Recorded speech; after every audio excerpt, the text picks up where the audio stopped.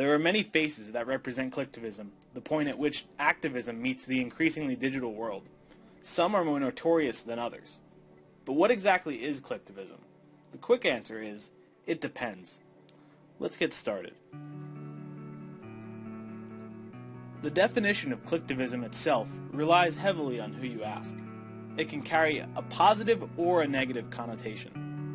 According to Micah White, the editor of Adbusters magazine and the man who coined the term back in 2010, Clicktivism is the pollution of activism with the logic of consumerism. Activism is debased with advertising and computer science.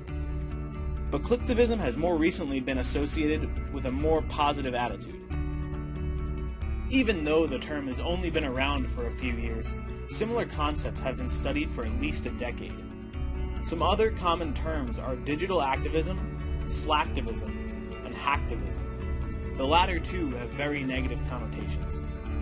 For the purpose of this blog, Clicktivism is any philanthropic, social revolutionary, or charitable act that takes place through digital media.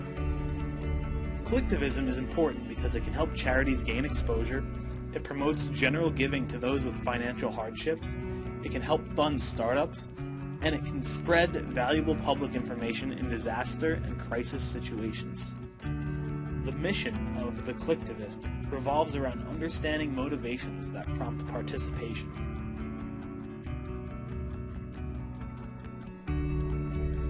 But how does this relate to communities? Online communities play a huge role in encouraging others to participate in Clicktivist movements. By sharing information via social and digital media, communities are formed between people with common interests with no regard for proximity. Well-developed communities put a sense of digital peer pressure on community members to participate. Community members feel as though they need to participate to establish themselves within the community. This creates competition between the community members who feel they need to be an opinion leader. So what should you expect from this blog? Well, the blog is split up into three categories: the situation, the motivation, and the inspiration. The situation are blog posts where I inform the reader of the situation. The motivation are blog posts dedicated to comparing different situations and understanding the influences driving participation. And the inspiration are blog posts where I explain why I was inspired to choose this particular situation, and I describe why it matters and forecast future insights. Feel free to ask any questions in person or visit the blog at theclicktivist.wordpress.com.